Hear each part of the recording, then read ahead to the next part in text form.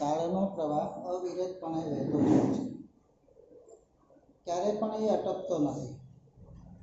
પોતાના પ્રવાહની અંદર સચરાચર સૃષ્ટિને સાથે સાથે લેતો જાય છે.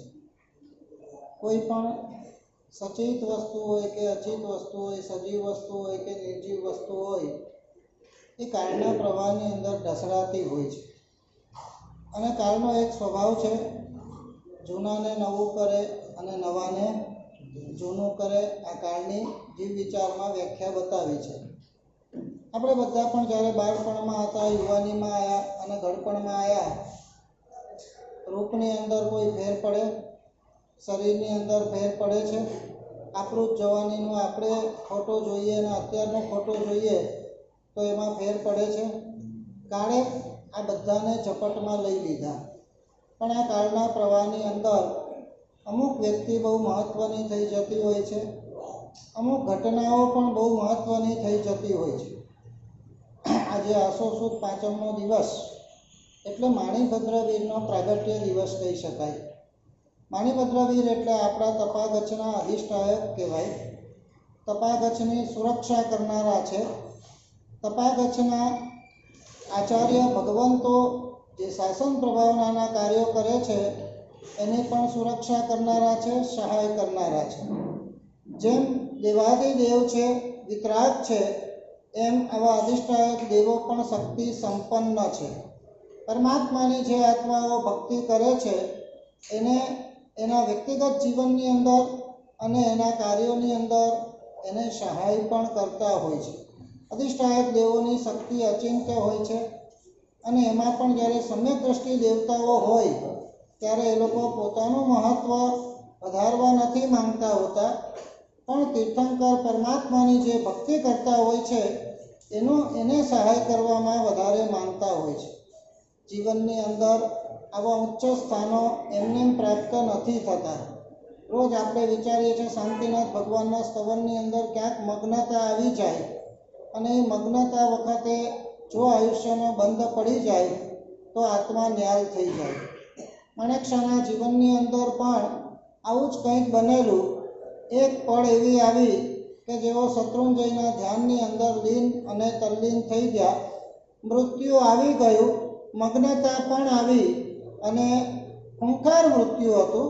શરીરના ટુકડે ટુકડા થઈ ગયા હતા, પણ મન શત્રુંજયના ધ્યાનની અંદર હોવાથી ક્યાં અધિષ્ઠાયક થયા? તપાગચ્છના અધિષ્ઠાયક થયા.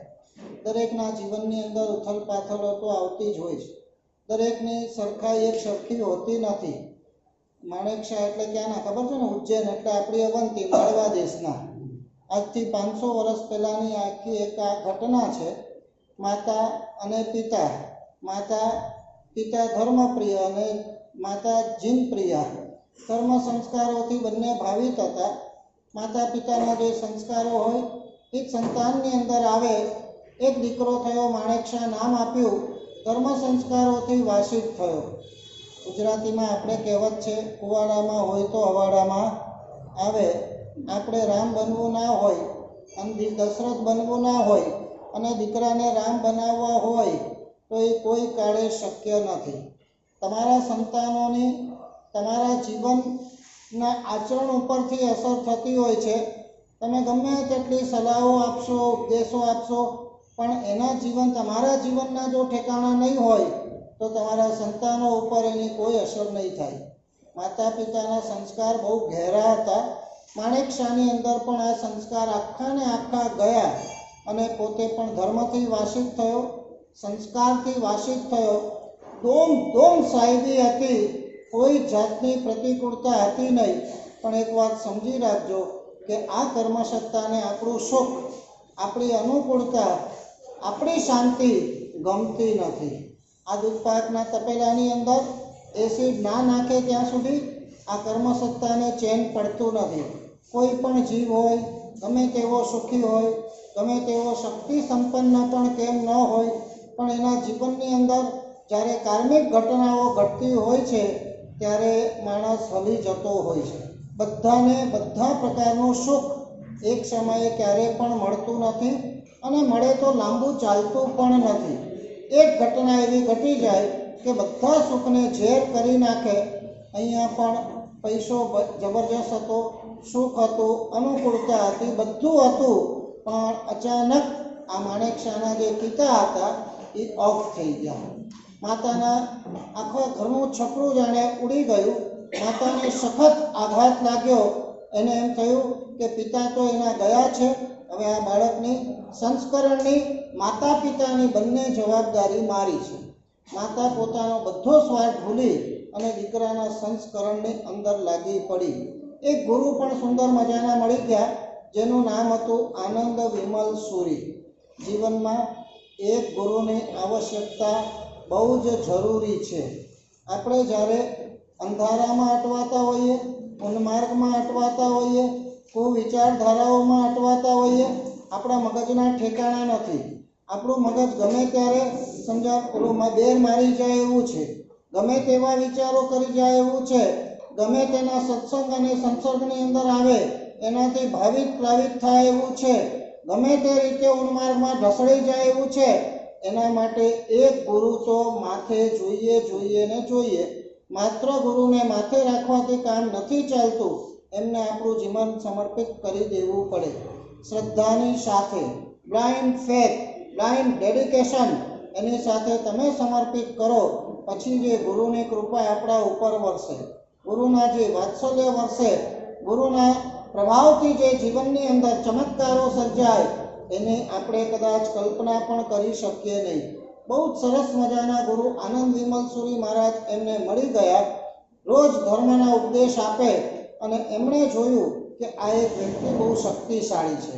એક બાજુ 1000 વ્યક્તિ હોય ને એક બાજુ એક વ્યક્તિ હોય ને. હીરસુરી મહારાજ, સેનસુરી મહારાજ એક અકબરને પ્રતિબોધ કરવા માટે દિલ્હી ગયા હતા કે નહોતા ગયા? એક અકબર સીધો થઈ જાય તો આખા ગુજરાતમાંથી હિંસા દૂર થાય અને અહિંસાની આહેલત જાગે. એક કલિકાલ સર્વજ્ઞ હેમચંદ્ર સુરી મહારાજ એણે ટોળાને પકડ્યા નહીં, એક કુમારપાળને પકડ્યો. આ એક રાજાને પકડીશ, એને પ્રતિબોધ કરીશ, એને સન્માર્ગે લાવીશ તો આખી ગુજરાતની પ્રજાની અંદર પણ મારે જે અહિંસાની આહેલત જગાડવી છે એ આહેલત હું જગાડી શકીશ. અને આજે એના મીઠા પરિણામો, ભલે કદાચ આ બધું ખાડે ગયું છે, હવે આખું દેશ નહીં આખું વિશ્વ, મોટા ભાગની પ્રજા હિંસાની અંદર તરબોળ છે. 80% પ્રજા નોન વેજ છે. હિન્દુસ્તાનની અંદર પણ અમુક સારી કહેવાતી જાતિઓ પણ હવે નોન વેજ ખાતી થઈ ગઈ. આ આખી વાત જુદી છે, કાળનો એક પ્રભાવ છે. પણ જે તે સમયે કલિકાલ સર્વજ્ઞ જેવાએ જે પ્રયત્ન હેમચંદ્રાચાર્યએ કર્યા કુમારપાળ ઉપર રાજ દેશની અંદર અહિંસાની આહેલક જગાવી આ એક વ્યક્તિને પ્રતિબોધ. મહાત્માઓ જાણકાર હોય છે, ફેસ રીડિંગ કરનારા હોય છે, કપાળ ઉપરથી શક્તિને પરખનારા હોય છે. એમણે જોયું કે માણેકશાની આંતરિક શક્તિ બહુ અદ્ભુત છે, એટલે માણેકશાને જેટલો ધર્મથી ભાવિત કરવો છે એનાથી શાસનને બહુ મોટો લાભ થશે. સંસ્કારથી ભરી દીધા, ધર્મ ભાવનાથી ભરી દીધા, ઘર દેરાસરની પ્રેરણા કરી અને ઘર દેરાસર પણ એમની પાસે બનાવડાયું. ઘર દેરાસરની અંદર ભક્તિ કઈ રીતે તરબોળ થવું એ પણ આખા પ્રકારો બતાવ્યા અને માણેકશાનું એક રૂટીન થઈ ગયું. સવાર પડતાની સાથે 2, 2.5, 3 કલાક પરમાત્માની ભક્તિની અંદર મગ્ન થઈ જાય, લીન થઈ જાય. આ જીવનની અંદર પરમાત્મા ભક્તિ જેવું શ્રેષ્ઠ કૃત્ય બીજું કશું જ નથી. આ જીવનની અંદર પરમાત્મા જેવું તત્વ બીજું કોઈ નથી. આટલું આપણને સમજાઈ જવું જોઈએ. દુનિયાના મુખલિસ લોકો સાથે ટાઈમ ગુજારવા કરતાં પણ પરમાત્મા સાથે ગુજારેલો ટાઈમ આપણા આત્માના હિત અને કલ્યાણ માટે થતો હોય છે. પણ આ બધું કેવું છે? બધા જ નિમિત્તો. આપણું મન પણ ચંચળ છે, પરાવર્તનશીલ છે, સંજોગો પણ ચંચળ છે, સંજોગો પણ પરાવર્તનશીલ છે, ભવિતવ્યતા પણ ચંચળ છે, ભવિતવ્યતા પણ પરાવર્તનશીલ છે, આપણા કર્મો પણ ચંચળ છે, કર્મો પણ બધા પરાવર્તનશીલ છે. અને આના કારણે આજે જે માણસ તમને સારો લાગતો હોય આવતીકાલે સારો છે એવું એકાંતે માની લેવાની જરૂર નથી. આજે જે ધર્માત્મા છે એ કાયમ માટેનો ધર્માત્મા છે એવું માની લેવાની પણ જરૂર નથી. જીવનમાં આપણે જોતા નથી, કોઈક વખત એટલા બધા આપણે આમ ભગવાનના ભક્ત થઈ જઈએ અને કોઈક વખત ભગવાનનું મોઢું જોવાનું મન ન થાય. કોઈક વખત સાધુ ભગવંતના પાત્રા ભરવાનો આપણને આનંદ આવતો હોય અને એક સમય એવો આવે કે સાધુ ભગવંત જોવા કે દીઠા પણ આપણને ગમે નહીં. આ બધી વિચિત્રતાઓ કાર્મિક અને કાલિક સંયોગોની છે. કર્મ ભયંકર, કાળ પણ ભયંકર, ભવિતવ્યતા એવી. આ બધું જ્યારે ભેગું થાય ત્યારે પરાવર્તન આવતા વાર લાગતી નથી. આનંદરતી નામની પત્ની સાથે એના લગ્ન પણ થાય છે. પત્ની પણ સંસ્કારી છે. માતા અને પત્ની માણેકશાનો આ ધર્મભાવ જોઈ અને ખુશ થાય છે. ખુશી લાંબી ટકતી નથી. પછી ધાર્મિક દુનિયાની હોય કે પછી વ્યવહારિક દુનિયાની હોય, કોઈ પણ ખુશી લાંબી ટકતી નથી. આ કર્મસત્તા બહુ વિચિત્ર છે. આ બધું થયું અને બહુ સમજવાની વાત છે.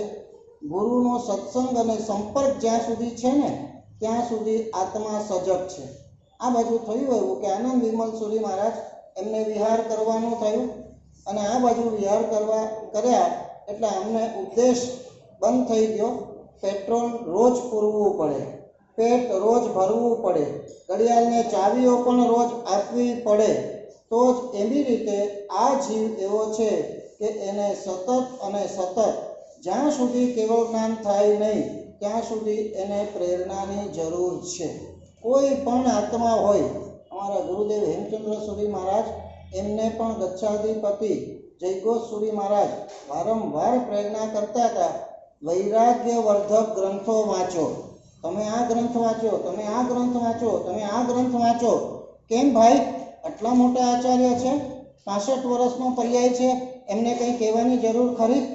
તેમ છતાં પણ દરેક વડીલ આચાર્યો એમની પ્રેરણાની જરૂર છે. કારણ કે આ જીવ નિમિત્તવાસી છે. ભલે ગમે તેટલો જાણકાર હોય, ભલે ગમે તેટલો સમજદાર હોય, પણ નિમિત્ત જો આ જીવને મળ્યું તો એને પડતા કે હટતા એને ક્યારેય વાર લાગતી નથી. એટલે સતત ને સતત જાગૃત રહેવું પડે અને જાગૃત રહેવા માટે સતત અને સતત પ્રેરણાની પણ જરૂર પડે. આ બાજુ આનંદ વિમલ સુરી મહારાજનો વિહાર થયો, ગુરુનો વિરહ થયો, સત્સંગ ઓછો થઈ ગયો. આ બાજુ લોંકા ગચ્છ કે છે ને અત્યારે લોંકા ગચ્છ છે, એ લોંકા ગચ્છના જતીઓ હતા, એની નજર પણ આ માણેકશા ઉપર હતી. એને થઈ, પણ આ આનંદ વિમલ સૂરી હતા ત્યાં સુધી કશું કરી શકતા નહોતા. જેવા આનંદ વિમલ સૂરી ગયા, અવસર જોઈ લીધો અને થયું કે હવે માણેકશા એકલો છે, ગુરુ જતા રહ્યા છે, હવે એના ઉપર આપણે ત્રાટકો, એના મનનો કબજો આપણે કરો. જેવા ગયા આ આયા, એના મનનો કબજો લીધો. રોજ જવાનું, રોજ ઉપદેશ આપવાનો, અને ઉપદેશમાં શું આપવાનું? ભાઈ તું ક્યાં ભૂલો પડી ગયો? આવા ગુરુના ફંદામાં તું ફસાઈ ગયો? આવા ઉપદેશમાં તું ફસાઈ ગયો? આવું ઘર દેરાસર તે બનાવી દીધું? આ પ્રતિમા આ પરમાત્મા છે કે આ પથ્થર છે? અને પથ્થરને પૂજવાથી શું મળવાનું હતું? આ તો પથ્થર છે કે બીજું કાંઈ છે? આમાં શું પુણ્ય બંધાવવાનું હતું? આમાં શું પ્રભાવકતા છે ભાઈ? આનાથી શું તારો ઉદ્ધાર થઈ જવાનો છે? ખરેખર આત્માનો ઉદ્ધાર કરવો હોય તો એના માટે શ્રેષ્ઠમાં શ્રેષ્ઠ જાપ કરવાનું, ધ્યાન કરવાનું, આત્માની નિકટતાઓ કેળવવાની. બધું બોગસ છે. મંદિરો બોગસ છે, પ્રતિમા બોગસ છે, પૂજા બોગસ છે, બધું બોગસ છે. અને તમને ખબર છે એકની એક વસ્તુ વારંવાર હેમરિંગ કરવામાં આવે, એક જ જગ્યાએ પાણીના ટીપા પડતા હોય ને, તમે જોયા હશે, તો આખી ધરતીને પણ ફાડી નાખે કે ના ફાડી નાખે? આ ભગવાન આપણા છે, તમે ટીકા ટીકા ટીકા કર્યા જ કરો, કર્યા જ કરો, કર્યા જ કરો, તો જુઓ તમે ભગવાન આ પાણીમાં તાકાત છે. એટલે એના કારણે પાણીના જે રેલા ઉતરે છે એમાં પ્રતિમામાં તિરાડ પડી જતી હોય છે. શું પડે? જુઓ છો કે નહીં? આખી પાડ પડે. એનો રસ્તો એ છે કે જેવી પૂજા થાય, થોડી 5-15 જણ પૂજા કરે એટલે પોતાથી એને લૂસી નાખવું જોઈએ.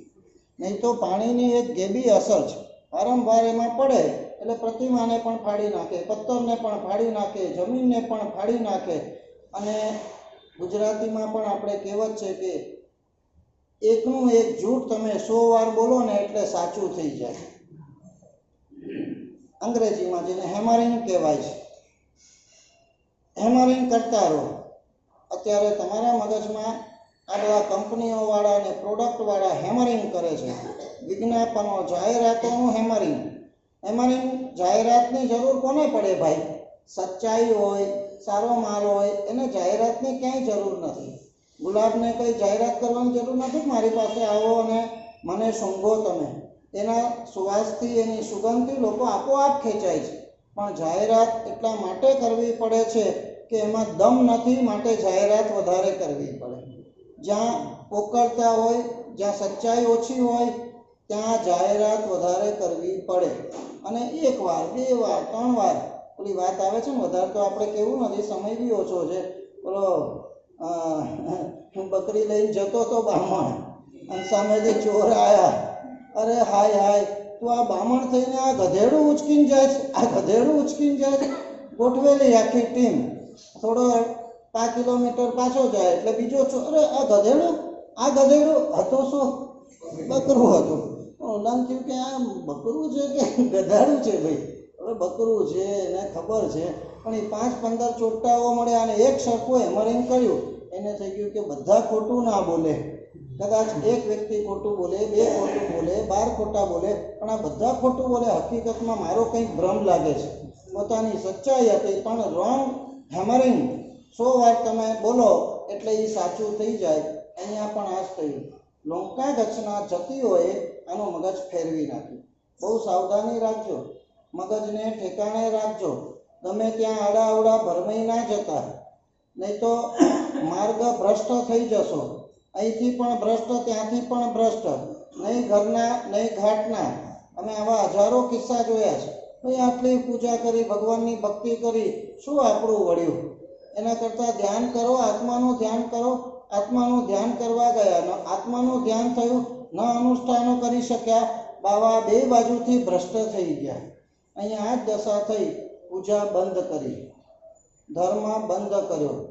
જે પ્રતિમામાં પરમાત્માના દર્શન થતા હતા એ પ્રતિમાની અંદર હવે પથ્થરના દર્શન થવા લાગ્યા. માતાને દુઃખ થયું, પત્નીને દુઃખ થયું, બધું છોડી દીધું. નથી માણેકશાને કશું કહી શકતા કે નથી આ મિથ્યા ગુરુઓને કશું કહી શકતા. સંસારમાં બધા પ્રકારના માણસો મળશે. આપણે કોની સાથે કેવો વ્યવહાર કરવો એ આપણે નક્કી કરવાનું હોય છે. આપણી બુદ્ધિને ઠેકાણે આપણે જ રાખવાની હોય છે.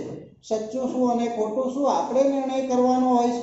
બધા પોતપોતાનો માલ તો સારો જ કહેવાના છે. ભાઈ આ જ માલ સાચો છે ને આ જ માલ સારો છે. આ બંને બહુ દુઃખી થયા અને માતા તો એટલી દુઃખી થઈ કે એણે એક સંકલ્પ કરી લીધો કે જ્યાં સુધી આ મારો દીકરો પુનઃ માર્ગ ઉપર ના આવે ત્યાં સુધી 6 વિદયનો ત્યાગ.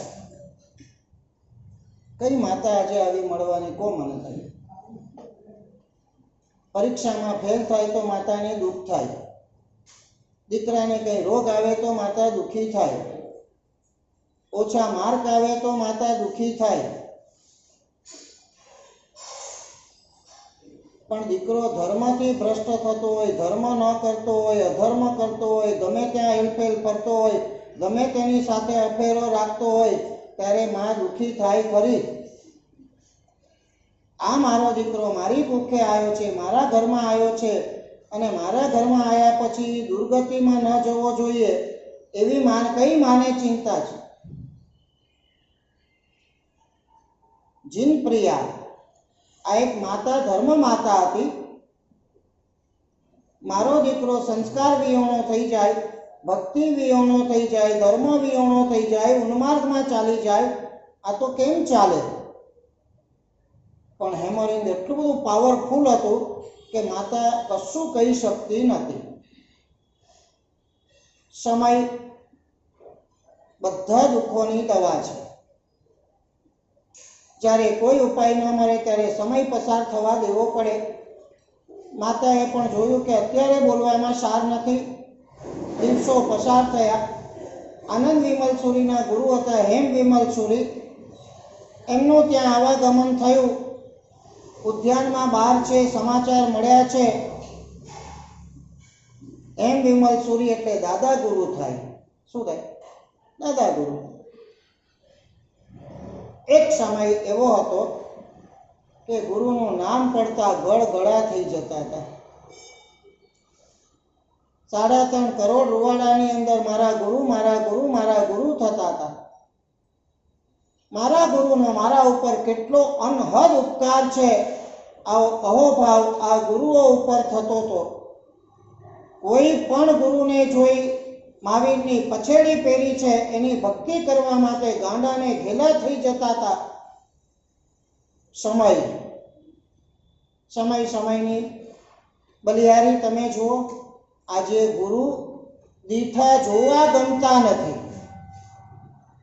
એક જ વ્યક્તિના એક જ જીવનમાં કેવા પરાવર્તન, સાંજોગિક પરાવર્તન, માનસિક પરાવર્તન અને વ્યવહારિક પરાવર્તન.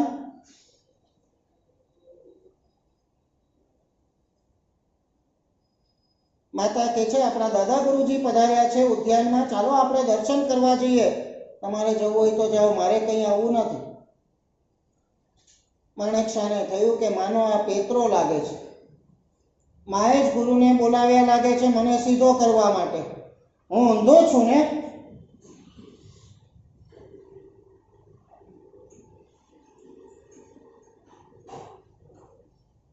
ઉન્માર્ગ પીરસનારનું પણ એક પુણ્ય હોય છે.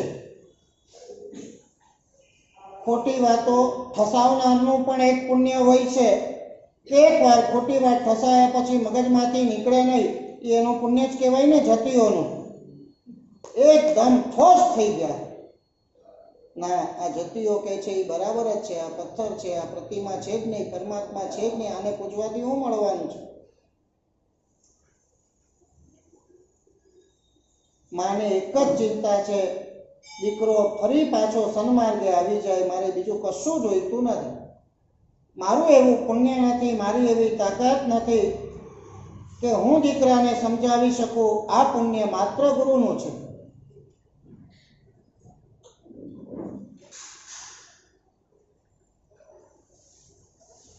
સદગુરુની જેટલા નિકટ તમે જશો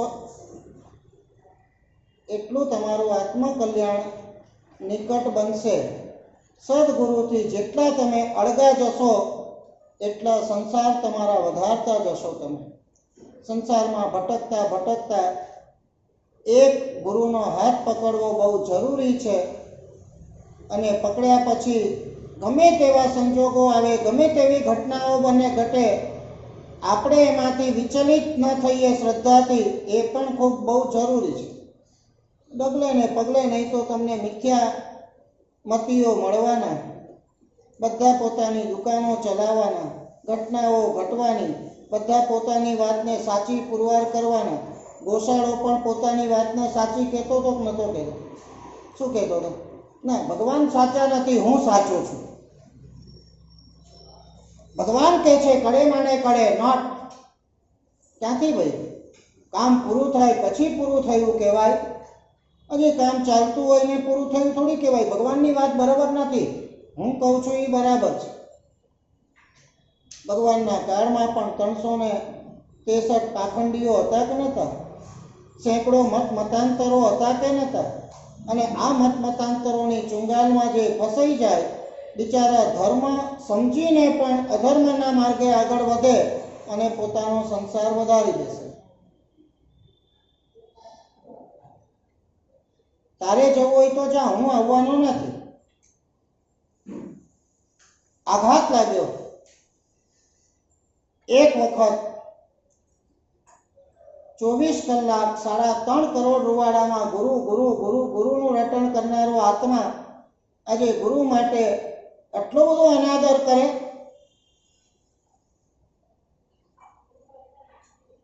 એમ વિમલસુરી મહારાજને બ્રીફિંગ તો આપી દીધી હતી, સાહેબજી આ વાતનું બહુ દુઃખ છે. સંપત્તિ ઓછી મળી, કમાણી ઓછી થઈ, ઉઘરાણી ઓછી આવી, શરીરે દગો દીધો, ત્યારે તો આપણે બહુ દુઃખી થયા. પણ જીવનમાં, કુટુંબમાં, પરિવારમાં ધર્મ કે સંસ્કારો ઓછા થયા કે એનાથી વિમુખ થયા, એનું દુઃખ ક્યારેય કોઈને થયું ખરું? બધી જ અનુકૂળતા છે, પણ આ દીકરો ધર્મથી વિમુખ છે, એના દુઃખનો કોઈ પાર નથી. ગુરુજી કૃપા કરીને કોઈક રસ્તો કરો.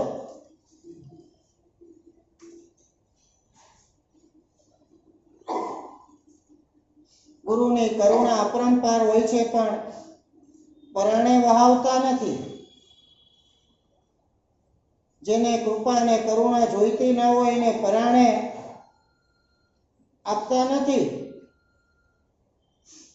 એના માટે તો તમારે બ્લાઇન્ડ થવું પડે, ઓપન થવું પડે, ડેડિકેટેડ થવું પડે, ફેથફુલ થવું પડે, બ્લાઇન્ડ થવું પડે, અને પછી કૃપા માંગવાની પણ જરૂર ના પડે. આપોઆપ નાયગરાના ધોધની જેમ આ કૃપાનો ફ્લો વરસતો જાય.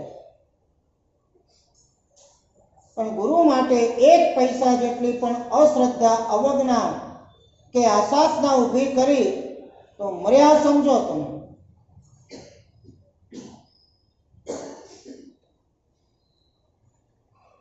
નથી જવું મારે.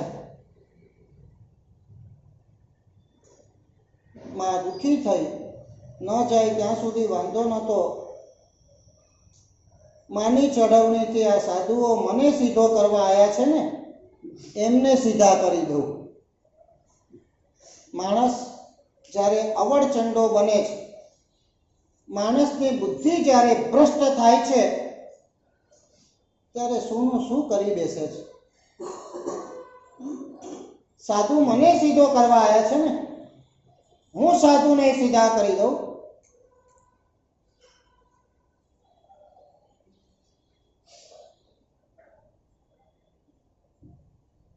શાસ્ત્રમાં પાને પાને લખ્યું છે કે આ ધરતી કોઈ નદી, નાળા, પર્વતો કે વૃક્ષોથી ભારે નથી, પણ આ ધરતી કૃતજ્ઞ પુરુષોથી ભારે છે, કૃતજ્ઞો. અને કૃતજ્ઞનો મતલબ એ છે કે કરેલા ઉપકારને જે ભૂલી જાય.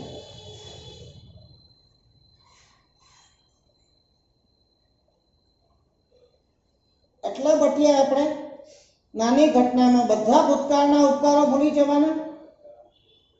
એમ વિમલસુરીએ કેટલા ઉપકાર કર્યા, આનંદ વિમલસુરીએ કેટલા ઉપકાર કર્યા, ધર્મ માર્ગે લાવ્યા, સ્થિર કર્યા, આગળ વધાર્યા. એક ચપટીમાં કોઈ જતીની ચડવણી થઈ ગઈ, આ ઘટના ઘટી અને ભૂતકાળના બધા ઉપકારો ભૂલી જવાના.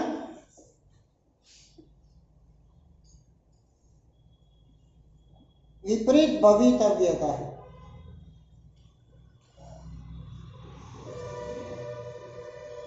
ક્યાંથી ક્યાં પહોંચે છે માણસ.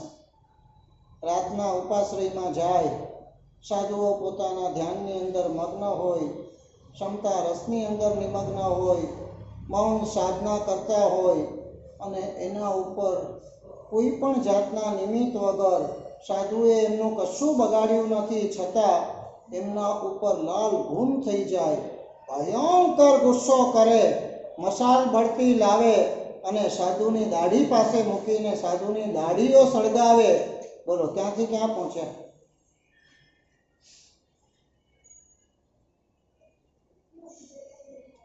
વગર કારણે કોઈ બાળે આપણને દાઢી બાળે છે, સાધુ ગુસ્સે તો થાય કે ના, પ્રતિકાર તો કરે કે ના કરે, જાતનો બચાવ કરે કે ના કરે. પણ આ સાધુઓ એવા વેલ ટ્રેન્ડ હતા, એમણે કોઈ પ્રતિકાર ન કર્યો, સ્વ બચાવ ન કર્યો. જે રીતે ધ્યાનસ્થ અવસ્થામાં હતા એ જ રીતે ધ્યાનસ્થ અવસ્થામાં પોતે રહ્યા, પોતાની સાધનામાં નિમગ્ન રહ્યા, એક શબ્દ ઉચ્ચાર્યો નહીં, સંપૂર્ણ મૌન, સંપૂર્ણ ધ્યાન, સંપૂર્ણ સાધના, જાણે કંઈ બન્યું જ નથી. અને કહેવત જેવું બી છે કે તમે પ્રતિકાર ન કરો ને એ સામેવાળાનું બહુ મોટું અપમાન છે. માણેક શાહને એમ હતું કે આ લોકો ઊંચા નીચા થઈ જશે, ગાળાગાળી કરી મૂકશે, ગુસ્સે થઈ જશે, પ્રતિકાર કરશે, પણ આમાંનું કંઈ નહીં. આ તો સાચા સાધુઓ છે. માત્ર સાધુની આવી વિકટ પરિસ્થિતિમાં ક્ષમતા જોઈને પાછું મન ફરી ગયું. આવા સાધુને મેં હેરાન કર્યા. કેટલું ચંચળ મન છે, કેટલા ચંચળ ભાવો છે. આવા સાધુને મેં હેરાન કર્યા, હું મરીને જઈશ ક્યાં. દેવ અને ગુરુની આરાધના આપણને બહુ ઊંચે લઈ જાય છે અને દેવ અને ગુરુની આસાધના આપણને બહુ નીચે લઈ જાય છે. ભૂલે ચૂકે પણ દેવ અને ગુરુની આસાધના મન વચન કાયાથી ન થાય એની પૂર્ણ તકેદારી રાખજો. ગુરુનું સારું ના બોલાય તો કંઈ નહીં, પણ ગુરુનું ઘસાતું બોલ્યા તો મરી ગયા આમ જ જો.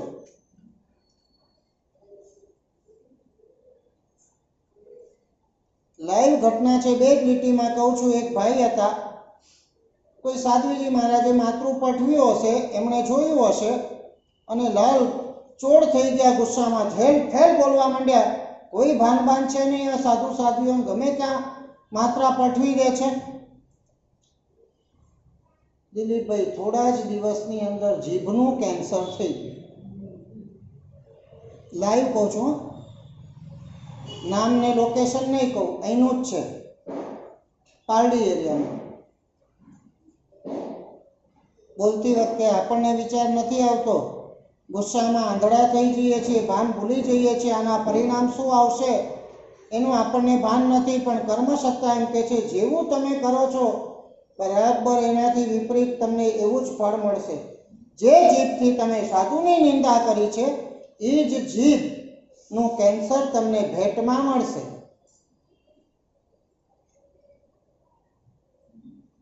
સાધુની ક્ષમતાએ આખું મન પરાવર્તન કરી નાખ્યું. પશ્ચાતાપની આગમાં બળવા માંડ્યા. મિચ્છામી દુક્કડમ, મિચ્છામી દુક્કડમ, મિચ્છામી દુક્કડમ કરવા માંડ્યા. અને સાધુઓ એમ વિમલસુરી મહારાજે પણ જોયું કે હવે આ આત્મા પશ્ચાતાપની આગમાં શુદ્ધ થઈ રહ્યો છે. પશ્ચાતાપની પણ એક આગ છે, શુદ્ધ થવા માટેની એક આગ છે, એમાં શુદ્ધ થઈ રહ્યો છે. બેટા ચિંતા ન કર, તારા મને તારા કર્મે આવું સુજાડ્યું કે આવું કરી નાખ્યું, એમાં અમને તારા માટે જરા પણ દોષ દ્વેષ કે દ્વેષનો લેશ નથી. અમે તો એક જ વસ્તુ સમજીએ છીએ કે બધા જીવો કર્માધીન છે, કર્મ નચાવે એમ નાચે છે. ફરી પાછી પાટા ઉપરથી ઉતરી ગયેલી ગાડી ક્યાં ચડી ગઈ? પાટા ઉપર ચડી ગઈ. સાધુના ઉપદેશ કરતા પણ સાધુનો આચાર સામી વ્યક્તિના મનના પરિવર્તનની અંદર પ્રબળ કારણ બનતું હોય છે. ઉપદેશ કરતા પણ આચાર, મહાત્માઓના આચાર. અને પાછું જ્યારે ઠેકાણું પડી ગયું, આ ખબર પડી લોંકાગચ્છના જતીઓને કે આ તો આપણા સકંજામાંથી પાછો છૂટી ગયો. એમ વિમલ સુરીએ એનો કબજો કરી લીધો. અનાદિકાળથી સંસારમાં આ જ ચાલે છે. મારું વર્ચસ્વ, મારા તાબામાં રહેવા જોઈએ, મારું સામ્રાજ્ય વધવું જોઈએ. જુઓ છો ને, ઇન્ડિયા, ચાઇના, પાકિસ્તાન, અમેરિકા, ઉત્તર કોરિયા, આ બાજુ અફઘાનિસ્તાન, સિરિયા, ઈરાન, ઈરાક, આ બધાના મૂળમાં શું છે ભાઈ? અમારું સામ્રાજ્ય. અધ્યાત્મ જ્યાં નથી ને ત્યાં બધે આવી ભૂલામણીઓ જ છે. શું હવે થોડી જમીનના ટુકડા મળ્યા કે ન મળ્યા, કબજા કર્યા કે ન કર્યા, શું થઈ જવાનું હતું? પણ અજ્ઞાનતા, મૂઢતા. આ મારો ભગત મારા હાથમાંથી જતો રહ્યો, મારો મુમુક્ષુ મારા હાથમાંથી જતો રહ્યો, એનો કબજો બીજાએ કરી નાખ્યો. આટલી ઊંચી ભૂમિકા ઉપર આવ્યા પછી 30-40 વર્ષના દીક્ષા પર્યાય પછી પણ પોતાની પાસે 15 દાડા મહિનો રહેલો કોઈ મુમુક્ષુ બીજાની પાસે જતો રહે અને હાય હોય બળાપ અને આર્ત ધ્યાન થતા હોય તો સમજવાનું કે સાધુપણાનું લીલામ છે. આપણું હતું શું? આપણું રહેવાનું શું છે? આટલી સિમ્પલ વ્યાખ્યા કોઈ સમજી ના શકે. પણ આ જપ્તીઓ પણ એગ્રેસિવ થઈ ગયા. એને થઈ ગયું કે આપણા કબજામાંથી ગયા.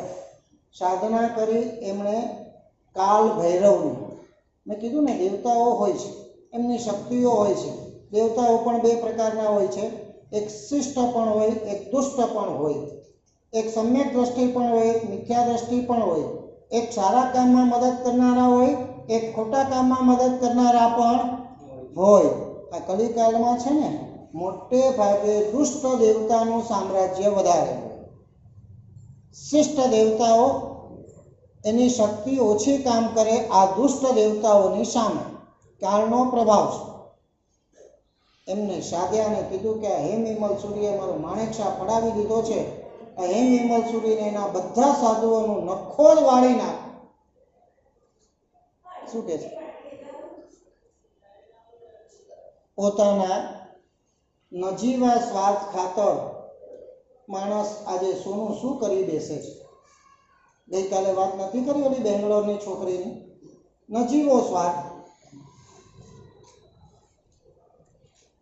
પોતાના પ્રેમી સંસારનું સુખ, શરીરનું સુખ મળે, આ જ સ્વાર્થ. અને આખા ને આખા જે પિતાએ આ દીકરીને વાલથી, પ્રેમથી, લાગણીથી, વાત્સલ્યથી મોટી કરી, ભણાવે, ગણાવે, વાલથી નવડાવી દે,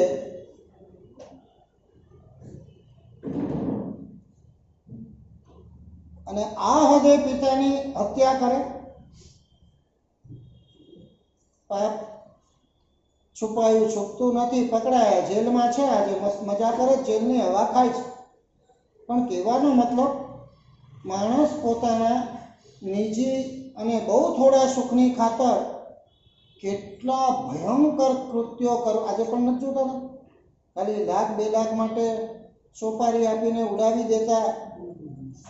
કોઈને સંકોચ છે? શરમ છે?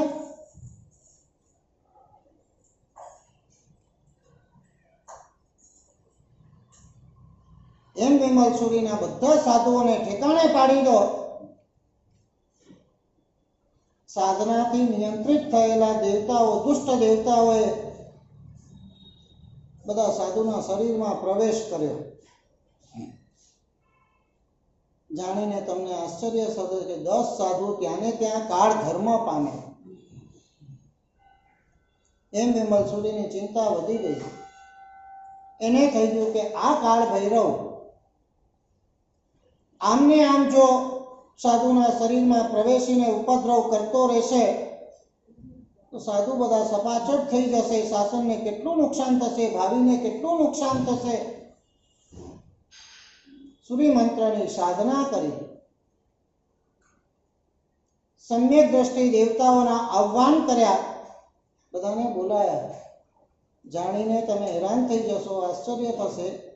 સમ્યક દ્રષ્ટિ દેવતાઓને એમ કહેવું પડ્યું કે આ દુષ્ટોની તાકાત સામે અમારી તાકાત ઓછી પડે છે. પણ એક સલાહ આપી કે ક્યારેક ક્યારેક આવા ઉપદ્રવોમાં છે ને ક્ષેત્ર પણ કામ કરતું હોય છે. તમે જુઓ છો ને, કોઈ ઘર લો છો ને ઘર લો ત્યારથી હેરાન હેરાન હેરાન હેરાન બે રીતે હોય. કે ઘર લીધું ને સારું સારું સારું સારું થાય. કોઈક દીકરો કે દીકરી ઘરમાં આવ્યા ને ત્યારથી હેરાન હેરાન હેરાન. કોઈક વહુ આવીને હેરાન હેરાન હેરાન. વ્યક્તિના આગમનનું પણ કોઈ પુણ્ય હોય છે, ક્ષેત્રની પણ એક તાકાત હોય છે, વ્યક્તિની પણ એક તાકાત હોય છે. અને એક સલાહ આપી, અમે કદાચ આ દુષ્ટો સામે લડશું તો પણ હારી જઈશું. સમ્યક દ્રષ્ટિ દેવતાઓ કહે છે કલિકાળ છે, કાળનો પ્રભાવ છે. દુષ્ટોનો વિજય થાય, સજ્જનોને સહન કરવું પડે. હોશિયાર માણસ ખૂણામાં બેસી રહે, ડોબાને નબળા આગળ આવી જાય સત્તા ઉપર. જુઓ છો ને બધું. આ તો તમારો આ ઉપદ્રવ આ ક્ષેત્રાધીન છે. તમે આ ક્ષેત્રમાંથી વિહાર કરો તો ઉપદ્રવ દૂર થઈ જાય. અને એમ વિમલસુરીએ માન્યા. ત્યાંથી નીકળી ગયા ગુજરાત તરફ. આ બાજુ આખા ઉપદ્રવો શાંત થયા, આરાધના કરી. આ બાજુ માણેકશા, એને પણ સખત દુઃખ થયું. મારા નિમિત્તે ગુરુ મહારાજને આટલું બધું સહન કરવું પડ્યું.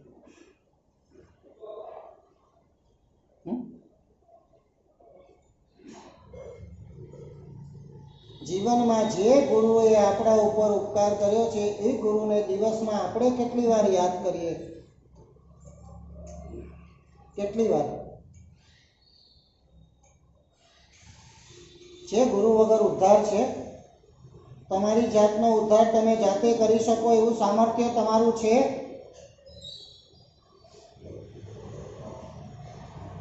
તમારી જાતે તમે સન્માર્ગમાં સ્થિર રહી શકો એવું સત્વ તમારી પાસે છે?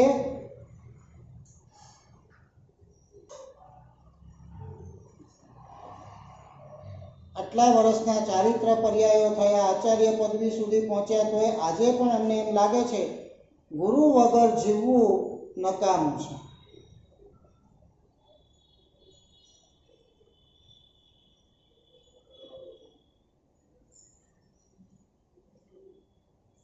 કોઈ 4 માણસ અમારી પાસે બેઠું હોય ને આમ ગુરુ મહારાજ જોતા હોય ને તો ઓલો 5 કલાક બેસતો હોય તો 5 મિનિટમાં અમે રવાના કરી દઈએ.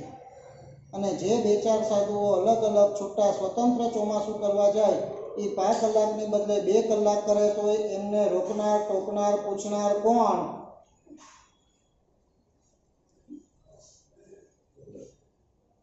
કેમ તમારા દીકરા અને દીકરીઓ લગ્ન થતાની સાથે જુદા થવાના વિચારો કરે છે?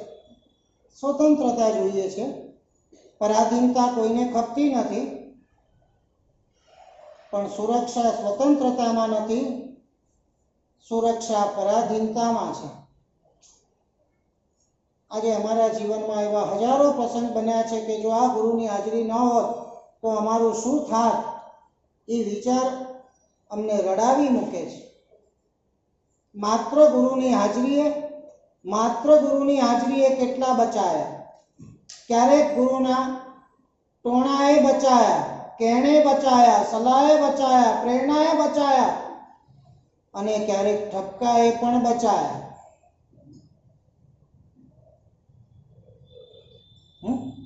તમારે ક્યાંય કોઈ લેવું દેવું નહીં ગુરુ સાથે.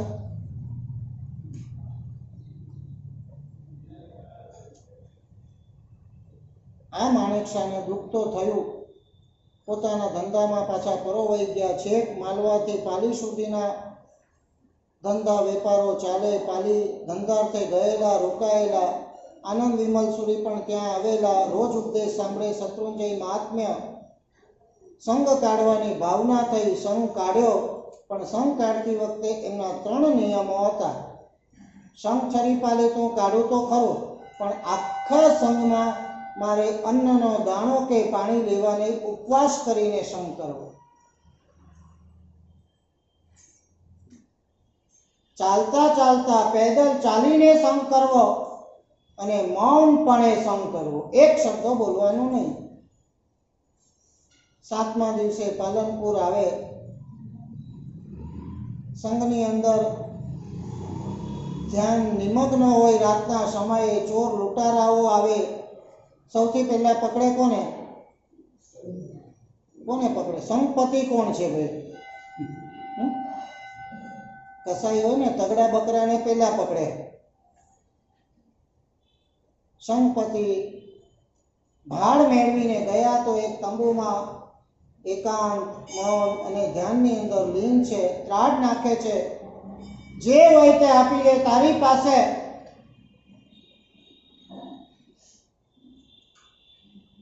સાચું ધ્યાન એને જ કહેવાય કે દુનિયામાં ગમે તેટલી મોટી ઉથલપાથલો મચી જાય પણ એના મનને અસર ન થાય, વિચલિત ન કરે, એનું નામ સાચું ધ્યાન.